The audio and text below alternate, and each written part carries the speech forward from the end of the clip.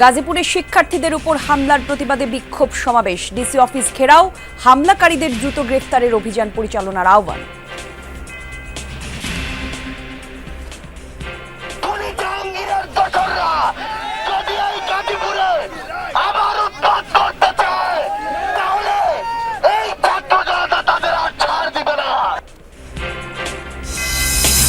Doctor ইউনূসকে নেতিবাচকভাবে তুলে ধরতে বিপুল অর্থের বিনিময়ে চলছে ষড়যন্ত্র, অভিযোগ প্রেস সচিবের। সরকারের সমালোচনা করলেও সহযোগিতা করবে বিএনপি। বড় রকমের একটা চক্রান্ত, যাতে আপনার আমার দেশের উপরে সে কোনো রকমের কোনো বিদেশিদেরকে বুঝাতে সক্ষম হয় যে আমাদের দেশে যেটা হয়েছে সেটা আসলে মানে এটা গ্লোবাল অর্ডারের বাইরের কোনো। আজকের যে পরিবর্তন, এই পরিবর্তনটার আমাদের কি বলে যে সংরক্ষণ করতে হবে নানা কাজের মধ্যে দিয়ে। ধানমন্ডি ৩২ নম্বরে আজও উৎসুক মানুষের ভিড়। জাদুঘরের নামে ২০ কাঠার প্লট কিভাবে বাড়ল ৫ গুণ খতিয়ে দেখছে গৃহায়ন ও গণপূর্ত বিভাগ।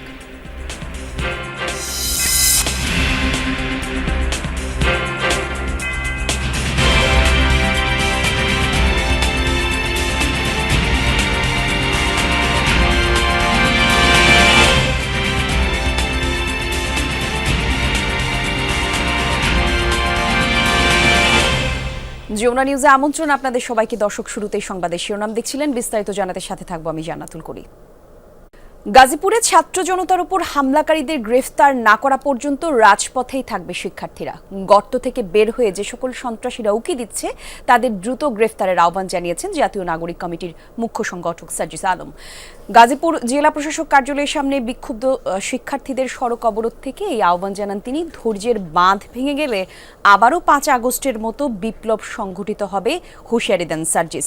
সন্ত্রাসীদের নির্মূলে দ্রুত অভিযান পরিচালনার আহ্বান জানানো হয়। এর আগে হামলার প্রতিবাদে গাজীপুর রাজবাড়ী মাঠে বিক্ষোভ সমাবেশ এবং মিছিল করে শিক্ষার্থীরা। হামলার শিকার ছাত্র জনতার সাহায্যে প্রশাসনের কেউ এগিয়ে যায়নি অভিযোগ করেন বৈষম্য বিরোধী ছাত্র আন্দোলনের সদস্য সচিব আরিফ হোসেন।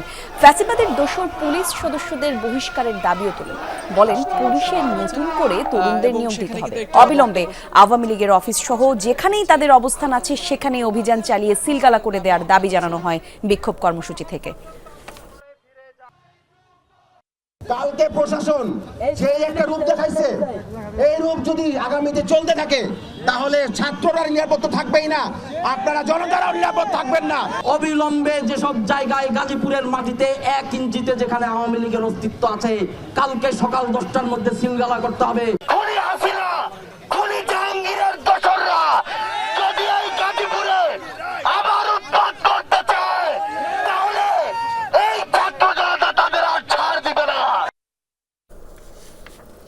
এ ঘটনার আরও বিস্তারিত জানাতে সমাবেশ থেকে যোগ দিচ্ছেন সহকর্মী ফয়সাল মাহমুদ। সরাসরি যাচ্ছি তার কাছে। ফয়সাল, আন্দোলনে কেন্দ্রীয় ছাত্র নেতারা কি বলছেন, তাদের বক্তব্য কি এই বিষয়গুলো নিয়ে আমাদের একটু বিস্তারিত জানাবেন, আর পরবর্তী কর্মসূচি সম্পর্কে কি কি তথ্য পেলেন ফয়সাল জানাবেন।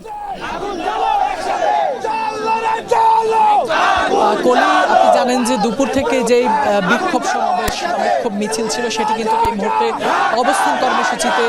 অবস্থান কর্মসূচিতে রূপ নিয়েছে এবং সেখানে কিন্তু ইতিমধ্যেই কেন্দ্রীয় দুজন সমন্বয়ক সার্জিস আলম এবং হাসনাত আব্দুল্লাহ এসেছেন এবং তাদের সাথে একত্রতা পোষণ করে তাদের যে দাবি দাওয়াগুলো রয়েছে, অর্থাৎ গতকালকে রাতে যে সাবেক মুক্তিযোদ্ধা বিষয়ক মন্ত্রী রয়েছেন সেই মন্ত্রীর বাসভবনে ছাত্র জনতার উপরে হামলার ঘটনা ঘটেছে, সেই হামলায় জড়িতদের বিচারের দাবিতে তারা কিন্তু এখানকার যে সকল বিক্ষুব্ধ ছাত্র জনতা রয়েছেন তাদের সাথে সে একাত্মতা পোষণ করেছেন এবং তাদের যে ওই ঘটনায় যারা জড়িত রয়েছেন তাদের সর্বোচ্চ শাস্তির ব্যবস্থা বিচারের দাবি জানাচ্ছেন এবং তারা কিন্তু অন্তর্বর্তী সরকারের কিছুটা সমালোচনা করে বলছেন যে অন্তর্বর্তী সরকার প্রায় 6 মাস হয়েছে তারা ক্ষমতা নিয়েছে, এখনো পর্যন্ত পুলিশ প্রশাসন সেভাবে কাজ করছে না বা অন্যান্য যে সকল প্রশাসন রয়েছে সেই সকল প্রশাসনের তারা সমালোচনা করছেন। তারা বলছেন যে সকল অপরাধীরা, দাগী আসামিরা রয়েছেন যারা এখনো পর্যন্ত আসলে অনেক অপকর্ম করেছে কিন্তু তাদেরকে পুলিশ প্রশাসন ধরলেও তাদেরকে আবার ছেড়ে দেওয়া হচ্ছে, সেই সমস্ত বিষয়ে তারা কিন্তু বেশ নাখোশ, বেশ ক্ষোভ প্রকাশ করেছেন অন্তর্বর্তী সরকারের উপরে। এই ছাড়া তারা যেটা জানিয়েছেন অন্যতম সমন্বয়ক সার্জিস আলম, তিনি বলছেন যে ইতিমধ্যে কিন্তু সেনাবাহিনীর সমন্বয়ে একটি যৌথ বাহিনী গঠন করা হয়েছে এবং এই ঘটনার পরিপ্রেক্ষিতে তারা অভিযান চালিয়ে ইতিমধ্যে প্রায় 15 জনকে গ্রেফতার করেছে বলে জানিয়েছেন সমন্বয়ক সার্জিস আলম।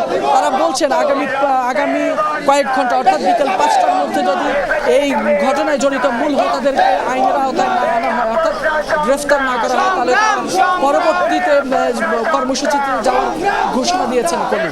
ধন্যবাদ আপনাকে ফয়সাল। গাজীপুরে শিক্ষার্থীদের উপর হামলার ঘটনায় যারা জড়িত তাদের সর্বোচ্চ বিচারের আওতায় আনা হবে, এমনটা জানিয়েছেন স্বরাষ্ট্র উপদেষ্টা লেফটেন্যান্ট জেনারেল মোহাম্মদ জাহাঙ্গীর আলম চৌধুরী। সকালে ঢাকা মেডিকেলে আহতদের দেখতে যান তিনি। সেখানেই সাংবাদিকদের প্রশ্নের জবাবে এই হুঁশিয়ারি দেন উপদেষ্টা। তার আগে আহত ছাত্রদের খোঁজ খবর নেন স্বরাষ্ট্র উপদেষ্টা। জানান 5 জন ঢাকা মেডিকেলে চিকিৎসা নিচ্ছেন, আর তাদের মধ্যে একজনের অবস্থা গুরুতর। সে কারণে তাকে রাখা হয়েছে নিবিড় পর্যবেক্ষণে। উপদেষ্টা জানান, গাজীপুরে শিক্ষার্থীদের উপর হামলায় জড়িত যেন শাস্তি হয় সেই ব্যবস্থা করা হবে। একই সাথে শুক্রবার রাতে গাজীপুরে সাবেক মুক্তিযুদ্ধ বিষয়ক মন্ত্রী আকাম মোজাম্মেল হকের বাড়িতে হামলার শিকার হন ছাত্ররা। আহতদের দাবি, আওয়ামী লীগের নেতাকর্মীরাই এই হামলা চালিয়েছে। কথা বলছেন, আমরা যদি আপনাদেরকে একটু কথা বললাম এবং সব পেশেন্ট দেখা হলো। তো একজন পেশেন্টের অবস্থা যে আইসিইউতে আছে, তারটা হয়তো 24 ঘন্টা পরে বোঝা যাবে, যেহেতু হেড ইনজুরি। এটার ক্ষেত্রে আমরা আইনানুগ ব্যবস্থা তো নিচ্ছি এবং এটার সাথে যারা জড়িত তাদের সর্বোচ্চ বিচারের আওতায় আনা হবে এবং তাদের সর্বোচ্চ যেন পানিশমেন্ট হয় এই ব্যবস্থা করা হবে। আজ নির্ধারিত সময় থাকলেও হচ্ছে না সংস্কার কমিশনগুলোর প্রতিবেদন সারসংক্ষেপ প্রকাশ। 2-1 দিনের মধ্যেই সেগুলো প্রকাশ করার কথা জানিয়েছেন প্রধান উপদেষ্টার প্রেস সচিব শফিকুল আলম। গত 2 দিন কিছু উদ্ভূত পরিস্থিতি হয়েছে। আমাদের তো আগে প্রফেসর আসিফ নজরুল স্যার জানিয়েছিলেন যে আজকে এটা হওয়ার কথা। আমরা চেষ্টা করছি আজকে এটা দেওয়ার, যদি না হয় 1-2 দিনের মধ্যে হবে। ডক্টর মোহাম্মদ ইউনূসকে বিশ্বের নেতিবাচকভাবে তুলে ধরতে বিপুল অর্থের বিনিময়ে বড় ষড়যন্ত্র হচ্ছে, এই অভিযোগ করেছেন তার প্রেস সচিব শফিকুল আলম। এতে ভারতের মিডিয়াও জড়িত এমনটা দাবি করেন তিনি। দুপুরে জাতীয় প্রেস ক্লাবে এক প্রকাশনা অনুষ্ঠানে তিনি এসব কথা বলেন। প্রেস সচিব আরও বলেন, দেশে আর কোনোদিনই যেন আওয়ামী স্বৈরাচার এবং তাদের দোসররা ফিরতে না পারে সেই ব্যবস্থা করতে হবে। একই অনুষ্ঠানে বিএনপির সিনিয়র যুগ্ম মহাসচিব রিজভী আহমেদ বলেন, ভারতের মিডিয়া শেখ হাসিনার হয়ে কথা বলছে। 24-এ ছাত্র জনতার অভ্যুত্থানের পর সারা দেশের দেয়ালে দেয়ালে আঁকা হয়েছে অসংখ্য গ্রাফিতি, ফুটিয়ে তোলা হয়েছে ফ্যাসিবাদের বিরুদ্ধে সংগ্রাম আর পতিত আওয়ামী লীগ সরকারের নারকীয়তা। দ্রোহের গ্রাফিতি 24-এর গণ অভ্যুত্থান শিরোনামে একটি বই লিখেছেন জিএম রাজীব হোসেন। জাতীয় প্রেস ক্লাবে আজ দুপুরে অনুষ্ঠিত হলো মোড়ক উন্মোচন। অনুষ্ঠানের বিশেষ অতিথি ছিলেন প্রধান উপদেষ্টার প্রেস সচিব শফিকুল আলম। সেখানে রাখা বক্তব্যে বলেন, ডক্টর মোহাম্মদ ইউনূসকে বিশ্বের নেতিবাচকভাবে তুলে ধরতে বিপুল অর্থের বিনিময়ে বড় ষড়যন্ত্র হচ্ছে। এতে ভারতের মিডিয়াও জড়িত। আওয়ামী লীগ ও তার দোসররা যেন কোনোভাবেই রাজনীতিতে ফিরতে না পারে সেই ব্যবস্থা নেওয়া হচ্ছে বলেও জানান শফিকুল আলম। আমরা একটু থেমে যাব, ওরা আবার মাথাচাড়া দেওয়ার চেষ্টা করবে। এইটা যাতে না হয়, বাংলাদেশে যাতে কোনো ধরনের কোনোভাবে স্বৈরাচার এবং তার সাঙ্গপাঙ্গরা ফিরে আসতে পারে, এটা আমাদের দেখতে হবে।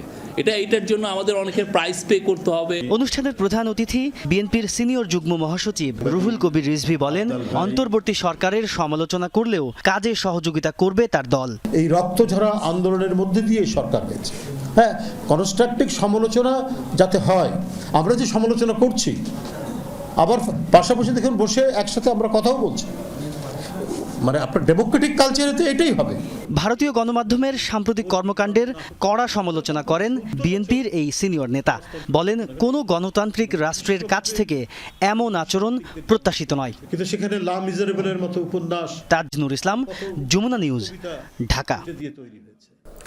24-এর গণহত্যার বিচারের আগে নির্বাচন চায় না জনগণ, এমনটাই মন্তব্য করেছেন জামায়াতের আমির ডাক্তার শফিকুর রহমান। বেলা 11টায় কক্সবাজারের কলেজ মাঠে জেলা জামায়াতে ইসলামী কর্মী সম্মেলনে অংশ নেন তিনি। এ সময় ডাক্তার শফিকুর রহমান বলেন, গণহত্যাকারীদের বিচার না হলে জাতির সাথে বেইমানি করা হবে। জামায়াত ক্ষমতায় গেলে সবার আগে বৈষম্য দূরীকরণে পদক্ষেপ নেবে। ন্যায় এবং ইনসাফের ভিত্তিতে যারা দেশ চালাবে তাদের ভোট দিতে সবার প্রতি আহ্বান জানান তিনি। দেশের বিভিন্ন স্থানে ভাঙচুর, হামলা, পাল্টা হামলার ঘটনাকে কেন্দ্র করে নিরাপত্তা বাড়ানো হয়েছে সুপ্রিম কোর্ট এলাকায়। হাইকোর্ট এলাকায় মুরাল ভেঙে ফেলা হবে এমন তথ্যের ভিত্তিতে সকাল থেকেই মোতায়েন করা হয়েছে সেনাবাহিনী, পুলিশ, বিজিবি, র্যাব সহ আইন শৃঙ্খলা রক্ষাকারী বাহিনীর সদস্যদের।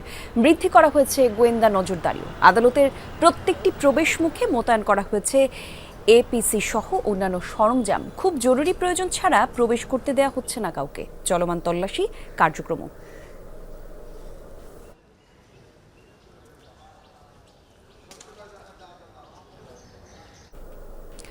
রাজধানীর ফার্মগেট এলাকা থেকে 3টি ককটেল উদ্ধার করেছে ঢাকা মহানগর পুলিশের বোম ডিসপোজাল ইউনিট। পরে সেগুলো আগারগাঁও পুরাতন বাণিজ্য মেলার মাঠে নিষ্ক্রিয় করা হয়। পুলিশ বলছে বেলা 1:15টার দিকে ফার্মগেটে আনন্দ সিনেমা হলের সামনে বোমা সদৃশ বস্তু পাওয়ার খবর পান তারা, এবং পরে লেগুনা স্ট্যান্ডের ফুটপাত থেকে একটি কালো ব্যাগের ভেতরে থেকে 3টি ককটেল উদ্ধার করা হয় এবং উদ্ধারকৃত 3টি জর্দার কৌটার মধ্যে বারুদ ছিল। পরে ডিএমপির বোম ডিসপোজাল ইউনিটের খবর দিলে তারা এসে এসব বোমা উদ্ধার করে আগারগাঁও বাণিজ্য মেলার খেলার মাঠে নিষ্ক্রিয় করে। তবে কে বা কারা এগুলো করেছে বা এনেছে সেটির তদন্ত চলছে বলে জানিয়েছে পুলিশ। সিসি ক্যামেরা পর্যবেক্ষণ করে পুলিশ এবং ডিবির একাধিক টিম কাজ করার কথাও জানিয়েছে। আমরা প্রথমে বুঝি নাই যে ওটা ককটেল বা বোম জাতীয় কিছু। পরে আমরা হাতে নিয়ে দেখলাম, দেখার পরে পানি দিয়ে ভিজাই রাখলাম বালতিতে। পরে পুলিশকে ইনফর্ম করলাম। বঙ্গবন্ধু স্মৃতি জাদুঘর নামে 20 কাঠার একটি প্লট গৃহায়ন এবং গণপূর্ত মন্ত্রণালয় থেকে বরাদ্দ ছিল, অথচ দখলে আছে 5টি প্লট, যার পরিমাণ প্রায় 100 কাঠা। এসব বিষয়ে খোঁজ খবর নিতে সকালে ধানমন্ডি 32 নম্বরে যান মন্ত্রণালয়ের সচিব মোহাম্মদ হামিদুর রহমান খান। আর এই বিষয়ে তিনি গণমাধ্যমকে এখনই কিছু বলতে চাননি। এদিকে চতুর্থ দিনের মতো ধানমন্ডি 32-এর বাড়িতে চলছে ভাঙচুর। ধ্বংসস্তূপ থেকে যে যা পারছে তাই নিয়ে যাচ্ছে। ভাঙা ভবন দেখতে আবার উৎসুক মানুষের ভিড়ও রয়েছে সেখানে। তারা বলছেন, ভবন ভাঙার জন্য দায়ী শেখ হাসিনা নিজেই। স্বৈরাচারী শাসন ব্যবস্থার পাশাপাশি গণহত্যা চালিয়েছেন তিনি। ভারতে পালিয়ে গিয়ে দেশকে অস্থিতিশীল করার চেষ্টার কারণেই মানুষ এমন কর্মসূচি দিয়েছে। সাধারণ জনগণ আল্লাহ তাআলার পক্ষ থেকে এই বাড়িটা ভেঙে সেই প্রতিশোধ আল্লাহ তাআলা জনগণের মাধ্যমে নিয়ে নিয়েছে। শেখকে সবাই সম্মান করে, কিন্তু শেখের ইজ্জত তার মেয়ে নষ্ট করে দিয়েছে। 15 বছর যেমন আমরা দুঃখ কষ্ট যা হয়েছে না হয়েছে এটা আল্লাহ ভালো জানেন, কিন্তু সামনে থেকে আমরা এগিয়ে কি বাজে নতুন সরকার, ভালো একটা উন্নত সরকার, মাটির মানুষ চাই। এক ব্যক্তির হাতে ক্ষমতার কেন্দ্রীকরণ, বিচার ব্যবস্থা দলীয়করণ এবং গুরুত্বপূর্ণ প্রতিটি প্রতিষ্ঠানের বেসরকারীকরণে আওয়ামী লীগ সরকারের আমলে এত বড় আকারে অর্থ পাচার হয়েছে। এই মন্তব্য করেছে অধ্যাপক ডক্টর মাহবুবুল্লাহ। বলেছেন, জড়িতদের বিচারের আওতায় আনতে না পারলে ভবিষ্যতেও এই ধরনের ঘটনা থামানো যাবে না। রাজনীতিতে নৈতিকতা ফিরে আসলে লাগাম টেনে ধরা সম্ভব, এমনটা মনে করেন এই অর্থনীতিবিদ। অর্থনৈতিক পরিস্থিতি বিষয়ক শ্বেতপত্র প্রণয়ন কমিটির প্রতিবেদন অনুযায়ী গত 1.5 দশকে প্রায় 28 লাখ কোটি টাকা পাচার করেছে ক্ষমতাচ্যুত আওয়ামী লীগ সরকার। মেগা প্রজেক্টের নামে পুকুর চুরি করেছে বিগত সরকারের রাজনীতিবিদ, আমলা, ব্যবসায়ীরা। এরই প্রেক্ষাপটে রাজনীতিবিদদের জন্য আওয়ামী লীগ শাসনামলে ব্যাপক অর্থ পাচার সম্ভব হয়েছে শীর্ষক ছায়া সংসদের আয়োজন করে ডিবেট ফর ডেমোক্রেসি। সংগঠনটির চেয়ারম্যান বলেন, অর্থ পাচারের বসন্তকাল ছিল আওয়ামী লীগ আমল। এখন সবার ঐক্যের দরকার। নিজেদের মধ্যে যদি ফাটল তৈরি হয় তাহলে কিন্তু পাচারকারীরা উৎসাহিত হয়ে যাবে। নিজেদের মধ্যে ফাটল তৈরি হলে আবার ফ্যাসিস্ট সরকার এসে বাংলাদেশের ব্যাংকগুলো দখল করে ফেলতে পারে। অর্থনীতিবিদ অধ্যাপক ডক্টর মাহবুবুল্লাহ বলেন, শেখ হাসিনা বিরোধী মত দমনের পাশাপাশি উন্নয়নের নামে বিদেশি বিনিয়োগকে ব্যক্তি স্বার্থে ব্যবহার করেছেন। এই নিয়ন্ত্রণ করার মধ্য দিয়ে তার মধ্যে একটা প্রচন্ড অহমিকা বোধ সৃষ্টি হয়েছে। এই অহমিকা বোধটা দিয়েই কিন্তু তিনি অন্যদেরকে সম্পূর্ণভাবে তুচ্ছ তাচ্ছিল্য করতেন। সবচেয়ে বড় যে কারণে এই দেশ থেকে লক্ষ কোটি টাকা পাচার হয়ে গেছে তার মূলে রয়েছে রাষ্ট্রকে একটা ব্যক্তির তালুকে পরিণত করার মাধ্যমে। অর্থনৈতিক খাতের দুর্বৃত্তায়নের জন্য দায়ীদের বিচার করা না গেলে ভবিষ্যতে এ ধরনের অপতৎপরতা থামানো যাবে না বলে মন্তব্য করেন এই অর্থনীতিবিদ। যে দেশের বিচার ব্যবস্থা এভাবে ধ্বংসপ্রাপ্ত হয়, এভাবে বিকৃত হয়, এভাবে যেটাকে বলা যায় একেবারে নিম্ন স্তরে, সর্বনিম্ন স্তরের পর্যায়ে নেমে যায়, সেই দেশ থেকে আমরা খুব ভালো কিছু আশা করতে পারি না। পাচার হওয়া অর্থ ফেরত আনার প্রক্রিয়া জটিল ও সময় সাপেক্ষ, অনেকটা নির্ভর করবে নির্বাচিত সরকারের উপর, মনে করেন ডক্টর মাহবুবুল্লাহ। বাড়তি দৃঢ়তা নিয়ে এই ব্যাপারে পদক্ষেপ গ্রহণ করে। লাভলি বিথি, যমুনা নিউজ, ঢাকা। ঢাকা এলিভেটেড এক্সপ্রেসওয়েতে চলাচলকারী গাড়ি গতিসীমা অতিক্রম করলেই মামলা দেওয়া হবে। আগামী 21 ফেব্রুয়ারি থেকে শুরু হবে ভিডিও নজরদারি। সকালে সংবাদ সম্মেলনে এই তথ্য জানায় কুড়িলে পরিচালনাকারী company first Dhaka elevated expressway. জানায় পরপর 3 বার মামলা পাওয়া গাড়ি এলিভেটেড এক্সপ্রেসওয়েতে প্রবেশ করতে পারবে না, স্বয়ংক্রিয়ভাবে হয়ে যাবে কালো তালিকাভুক্ত। এলিভেটেড এক্সপ্রেসওয়েতে সর্বোচ্চ গতি 80 কিলোমিটার করার প্রস্তাব দেওয়া হয়েছে। কোম্পানির যান চলাচল সুরক্ষা এবং নিরাপত্তা বিভাগের পরিচালক হাসিফ হাসান খান বলেন, 100 কিলোমিটারের বেশি গতিসীমা অতিক্রম করলেই পুলিশকে জানানো হবে। ঢাকা মেট্রোপলিটন পুলিশের পক্ষ থেকে মামলা দেওয়া হবে।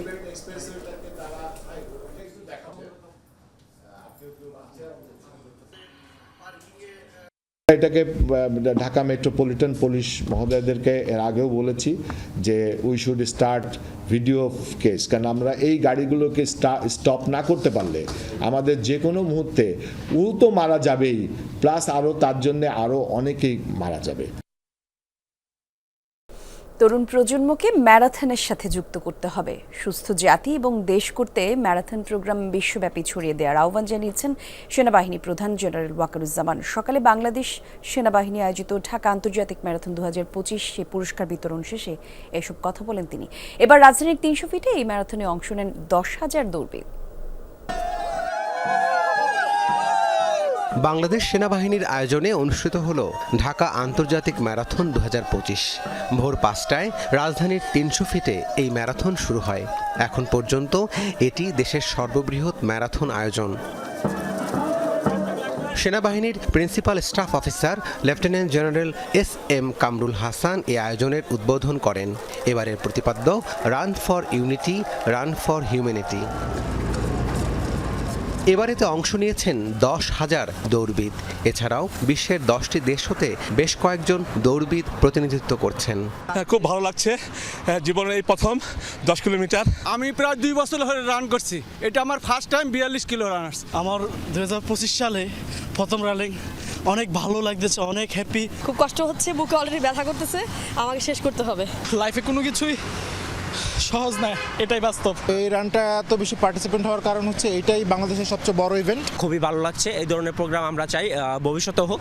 অংশগ্রহণকারীরা জানান, এ ধরনের আয়োজনে তরুণ প্রজন্মকে অপরাধমূলক কর্মকাণ্ড থেকে দূরে রাখার পাশাপাশি শারীরিক সুস্থতা বৃদ্ধি করবে। শরীর ফিটনেস রাখার জন্য যে জিনিসগুলো অ্যাক্টিভিটি দরকার সেগুলো সবসময় কন্টিনিউ, যেটা খেলাধুলা হোক, রান হোক, হাঁটা হোক। আমি রান করি পোডিয়াম পাওয়ার জন্য বা দেখা মেডেলের জন্য না, run for life, run for health. খুবই গুরুত্বপূর্ণ, জীবনে কিছু না করলেও দৌড়াই আমরা, ঠিক আছে, কিছু না করে শুধু দৌড়াই। পরে বিজয়ীদের হাতে পুরস্কার তুলে দেন সেনাপ্রধান ওয়াকারুজ্জামান। এ সময় তিনি বলেন, তরুণ প্রজন্মকে ম্যারাথনের সাথে যুক্ত করতে হবে। সুস্থ দেশ ও জাতি গড়তে এ ধরনের ম্যারাথন প্রোগ্রাম দেশব্যাপী ছড়িয়ে দেওয়ার কথা বলেন তিনি। আমরা দেশ এবং জাতিকে একটা সুস্থ দেশ এবং জাতি চাই, এবং এই ম্যারাথনটা সারা বাংলাদেশে আমরা ছড়িয়ে দিতে চাই। আমরা চাই দেশ এবং জাতি আমাদের এই প্রয়াসে অংশগ্রহণ করবে। আমরা সবাই ভালো থাকব, সুস্থ থাকব, শান্তিতে থাকব। আগামী বছরের 31 জানুয়ারি পরবর্তী আন্তর্জাতিক ম্যারাথন আয়োজনের ঘোষণা দেন সেনাপ্রধান। রাব্বি সিদ্দিকী, যমুনা নিউজ, ঢাকা। দর্শক, এই ছিল যমুনা নিউজে।